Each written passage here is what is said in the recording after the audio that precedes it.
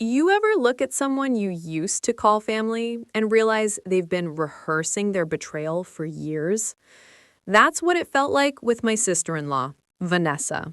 On paper, we were close, like those two peas in a pod family brunch stories people fake on Instagram. In reality, she was a snake in designer heels. My name's Sophia Kane, and if you think you've heard a crazy in-law story before, buckle up. Mine starts with heartbreak and ends with a kind of justice you don't find in fairy tales. It started 3 years ago in a little town outside Austin. My husband, Eli, and I had been trying for a baby. We'd painted the nursery soft sage green, picked names, the whole thing. I'd always wanted a big family. Sunday breakfasts, messy kitchens, loud laughter. But life had other plans. We lost our first pregnancy at 12 weeks. The doctors called it one of those things. People sent casseroles, said all the wrong, comforting things. Vanessa sent flowers and texted, "At least you know you can get pregnant. That's half the battle." I wanted to throw my phone into traffic. Loss changes how you see people. You start noticing who sits with your silence and who just talks over your pain. Vanessa always had something to say. How her pregnancies were smooth, how she never got morning sickness, how her body just knew what to do. It stung, but I brushed it off. That's what family does, right? Forgive, forget, fake a smile for Thanksgiving photos. Then came loss number 2, then 3. Every time I felt like my heart had barely patched itself, it shattered again. Eli tried to stay strong for both of us, but I could see it. The guilt, the fear, the helplessness. And through it all, Vanessa hovered like a well-dressed vulture. "Maybe it's stress," she'd say, eyes sympathetic but sharp. "You should try yoga, Soph." Yoga.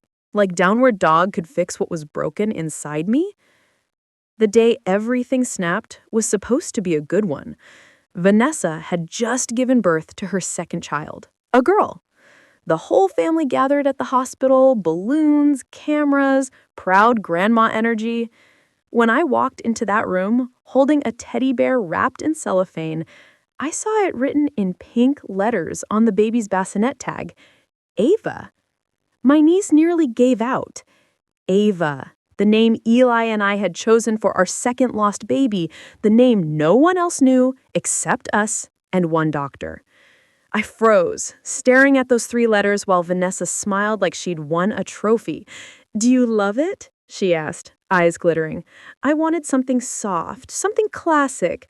Just came to me. Just came to her. Sure. Eli squeezed my hand, his thumb trembling. I wanted to scream, to ask how she knew, but the words stuck. My mother-in-law beamed, oblivious. "Isn't it beautiful, Sophia? Little Ava." I smiled, the kind of smile that tastes like blood. "Perfect," I whispered. That night, I tore through our old phone backups, searching for any message, any note where that name could have leaked. Nothing. Vanessa must have snooped. I remembered she'd borrowed my laptop months ago, said hers crashed. She must have seen the baby name list I'd saved. The rage I felt that night was cold and quiet. The kind that doesn't burn, it plans. The next few months blurred. Vanessa basked in the attention, posting baby photos, captions like, "Miracles happen." I muted her account. Meanwhile, Eli and I tried again, this time with medical help. Hope crept back in, hesitant but alive. When I finally saw those 2 pink lines again, I cried in our bathroom for 20 minutes straight. We decided not to tell anyone until we passed the first trimester. No announcements, no shared joy for people who'd turned mine into a spectacle. But family has a way of sniffing out secrets. At a barbecue one Sunday, Vanessa hugged me a little too long. "You're glowing," she whispered, lips near my ear. "Got good news you're hiding?" I pulled back. "Just sunscreen." She smirked. Right. 2 weeks later, she dropped by unannounced with a gift basket. homemade cookies, bath salts, and, I swear I remember this, a bottle of prenatal vitamins. I thought I'd help, she said, in case you're trying again. I didn't trust her one bit. The basket sat unopened on my counter for days. I eventually tossed it, still sealed. Call it intuition, but something in me knew that woman's kindness came with a side of poison, metaphorical or not. Then came the shocker. At another family gathering, Vanessa announced she was pregnant again. Total surprise, she laughed, hand on her belly. We weren't even trying. I smiled, hollow. Then she dropped the name bomb again. If it's a boy, we're thinking Ethan. Don't you love it? My blood went cold. Ethan was the name of our first. She had taken them both. Our babies' names. Like trophies. That night, I locked myself in our bedroom and sobbed until I couldn't breathe. Eli sat beside me, numb. She's doing this on purpose, I whispered. She's stealing what we lost. He didn't answer. Say something. He rubbed his face. Soph, it's just names, I snapped. Those were our babies. He looked broken. I know, but if you keep letting her win space in your head, she'll own you. I wanted to believe him. I really did. But that night, I dreamed of Vanessa holding her baby, whispering names that weren't hers to speak. Something inside me hardened. I stopped attending family dinners.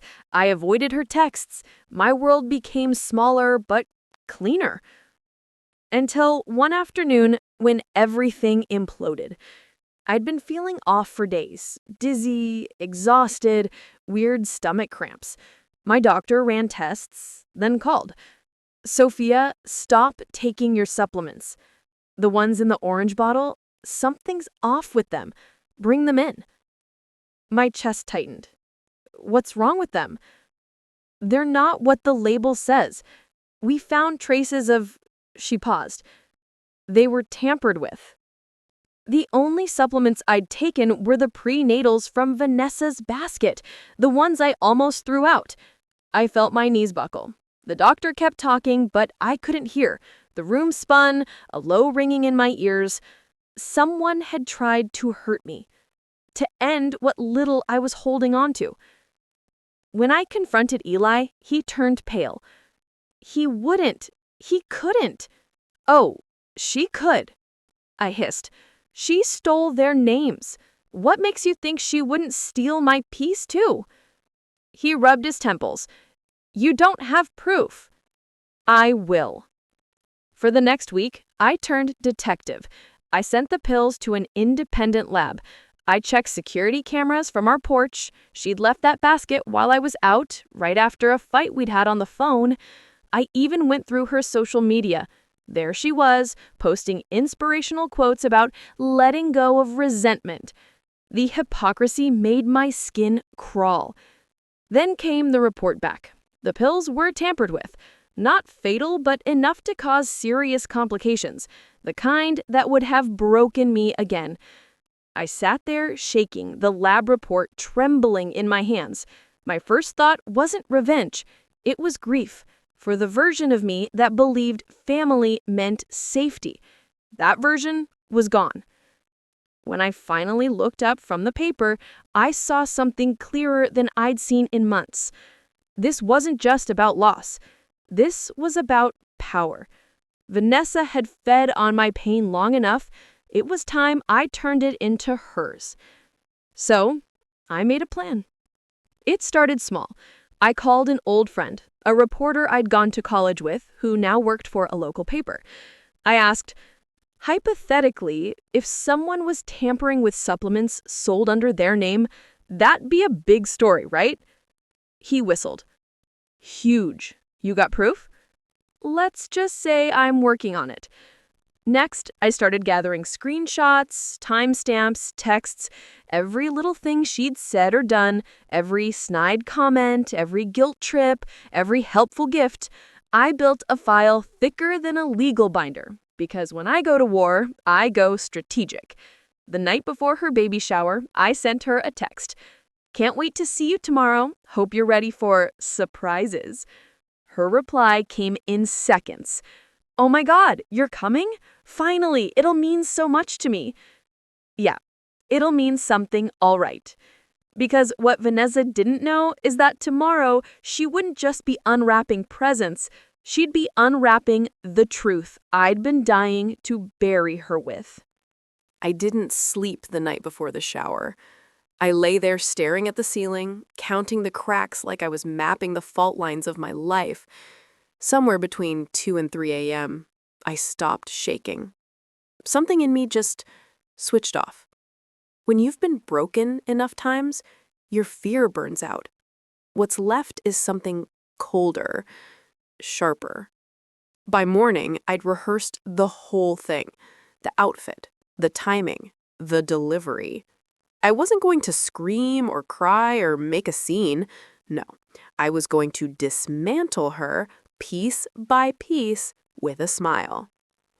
The baby shower was at Vanessa's mother's house, the same house where every Christmas, every family barbecue, I'd smiled through her little digs. White fence, blue shutters, stupid live, laugh, love sign on the porch. I showed up fashionably late, clutching a gift bag that looked harmless enough. Inside wasn't baby clothes. It was a flash drive, my weapon. The second I walked in, I could feel every head turn. "Sophia!" Vanessa squealed, waddling in toward me in a flowy pink dress, her belly round like a victory trophy. "I didn't think you'd come."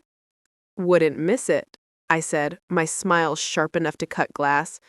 She hugged me, that tight, performative hug that screams, "See, we're so close!" Cameras clicked, everyone cooed. She smelled like vanilla and fake sincerity. When she pulled back, she did that annoying hair flip and whispered, "I'm really glad you're healing, Soph. Maybe this baby will inspire you to try again." I almost laughed. Healing? Oh, sweetheart, you're about to learn what healing really looks like. For the next hour, I played the part. Complimented decorations, sipped punch, let her soak up her attention. Then, as she started unwrapping gifts, I took my cue. "Oh, wait," I said suddenly. "I have something really special. Thought I'd save it for last." Everyone turned. Vanessa beamed. "Oh, Sophia, you didn't have to." "I wanted to," I said, setting the gift bag in front of her. "It's from the heart." She opened it, confusion flickering when she saw a simple silver envelope inside. "What is this?" "Just something you should see. You can even share it with everyone if you want." The room went quiet. She pulled out a USB drive with a little pink bow on it. Is this like a slideshow or something?" "Kind of," I said, stepping closer. "It's a compilation, you could say, family memories." She looked at me, suspicious. Then her mom, ever the hostess, said, "Oh, let's plug it into the TV. That sounds adorable." And just like that, my trap was sprung. The living room darkened as the TV came to life. For a few seconds, it was quiet. Then a photo appeared. A picture of Vanessa holding her newborn, smiling. A caption slid across the screen in white letters. "Meet baby Ava, named after Sophia's stillborn daughter." Murmurs rippled through the room. Vanessa's smile faltered. Another photo.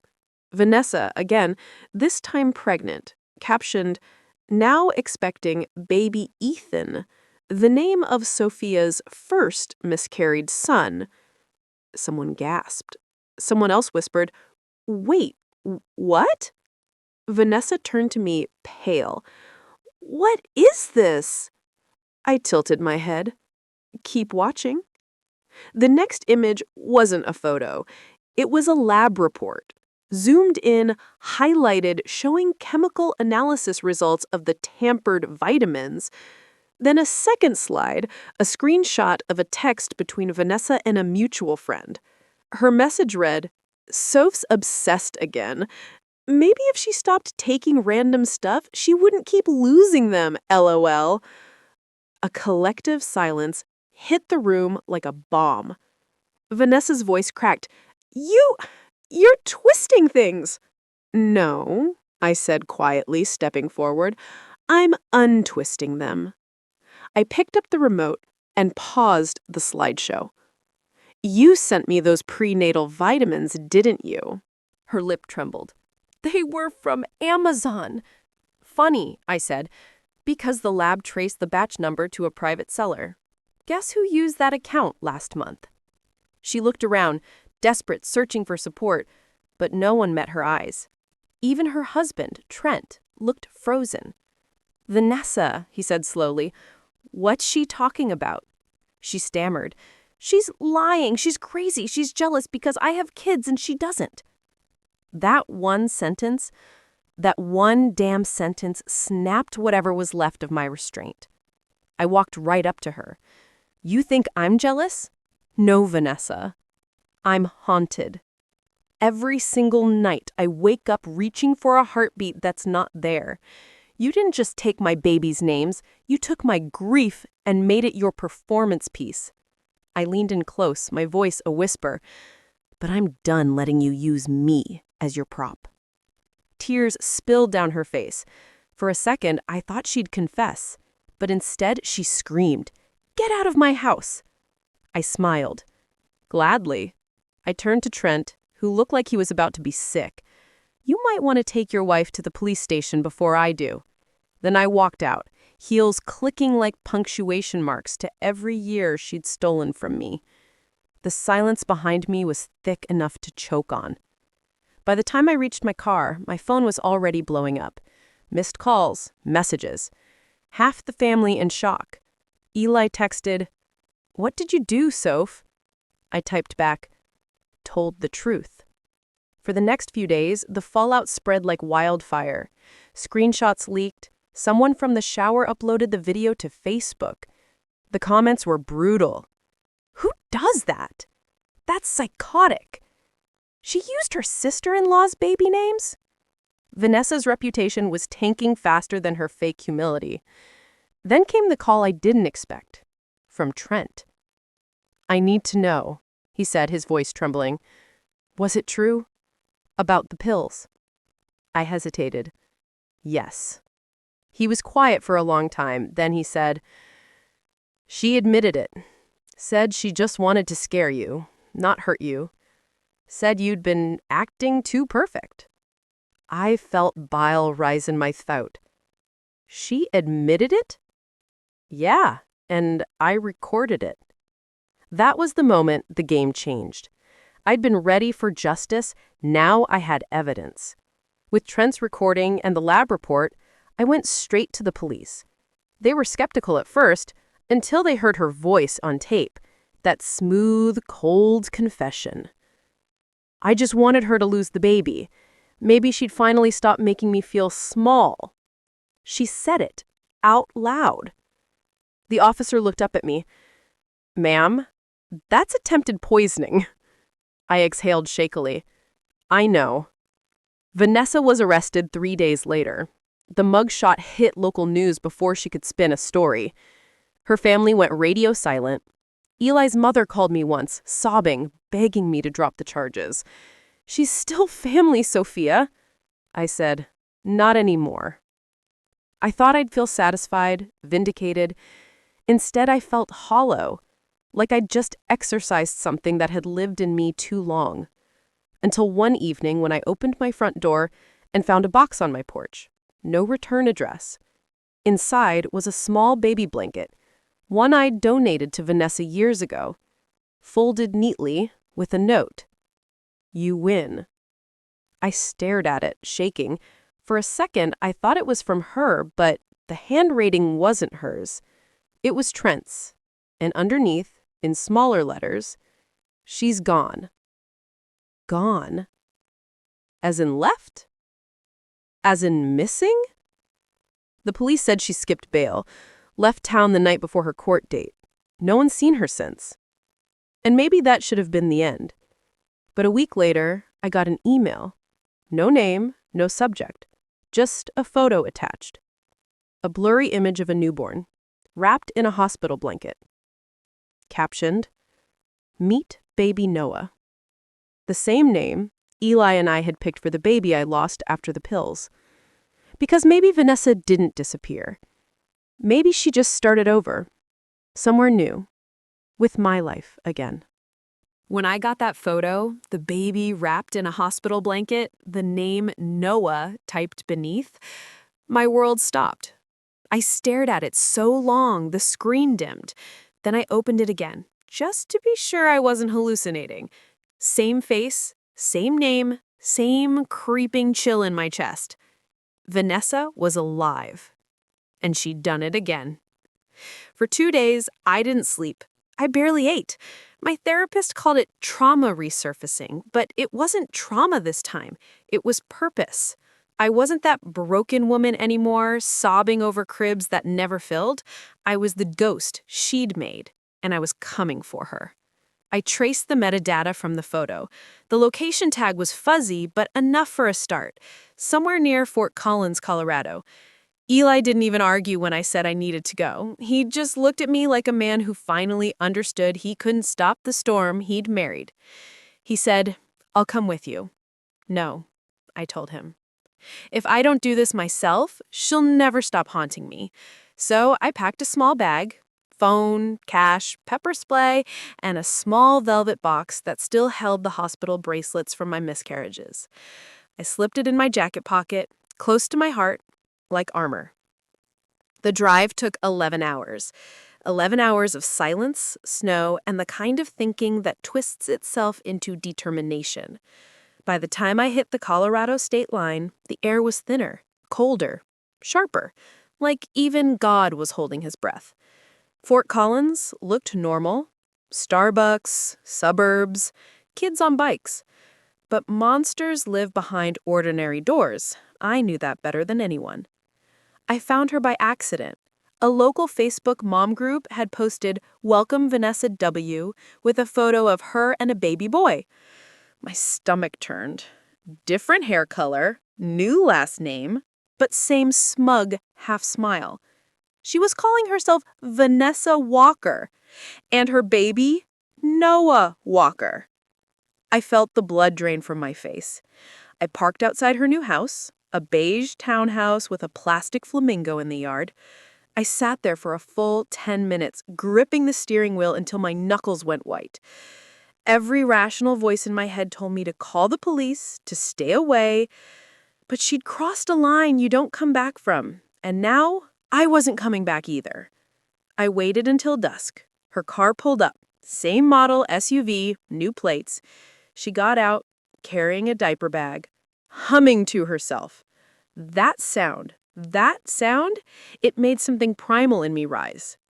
I got out slowly, walked right up to her driveway. When she looked up and saw me, the color drained from her face. "Sophia," she whispered. "Hey, V." My voice was calm, steady. "Cute kid." She clutched the baby tighter. "You shouldn't be here. No, you shouldn't be anywhere near children." Her lips trembled.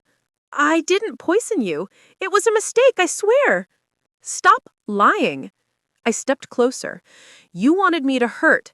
You wanted my grief to make you feel big. And when that wasn't enough, you took my names, my babies, my peace. So guess what? I came to take something back." She shook her head, backing up. "You're scaring me." "Good," I said. "You should be scared." Before I could take another step, a man walked out of the house. Tall, clean-cut, looked military. He stopped dead when he saw me. "Babe, what's going on?" "This is Vanessa stuttered. "My cousin, Sophia, she's leaving." I smiled. "Oh no, I'm staying." The man's brow furrowed. "Cousin? You never mentioned her." "Guess she leaves that part out," I said, "along with her criminal record." He blinked. "Her what?" Vanessa's face went ghost white. She's lying. I pulled my phone out. You want to see her mugshot, sir? Or maybe the police report for attempted poisoning? It's all public record now. He looked between us, confusion twisting into disbelief. Vanessa? She started crying. It wasn't like that. She's obsessed with me. I laughed. That kind of hollow laugh that hurts. You stole my baby's names, Vanessa? You think I'm obsessed? I'm a mother who's had enough. The man stepped closer to her. Is it true? Please, David. Is it true? He barked. She broke, collapsed right there on the driveway, sobbing.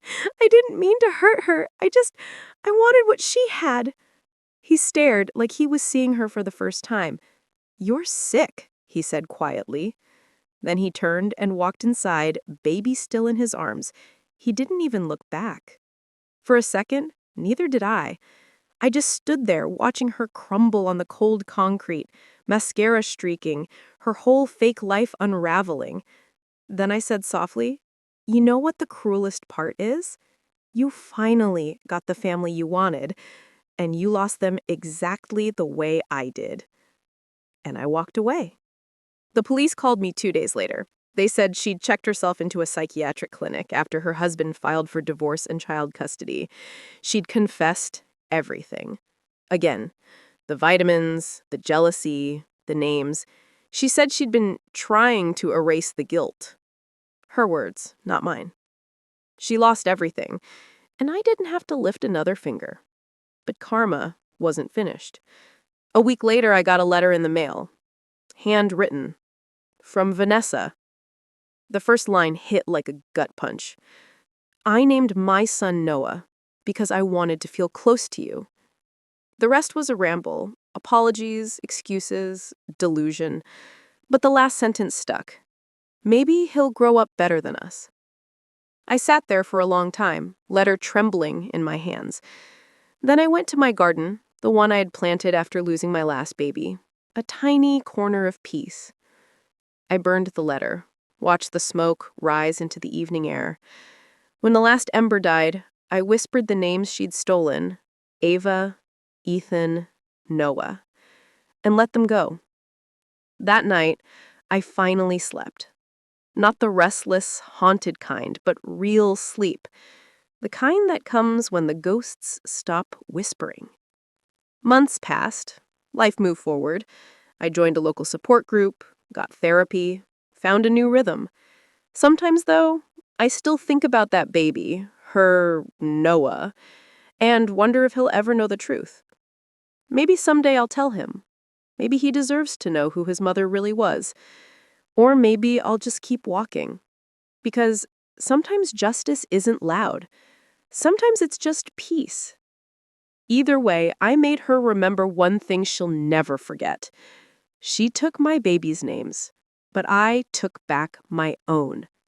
Because revenge didn't heal me, but it sure as hell ended her reign of cruelty. And that, finally, was enough.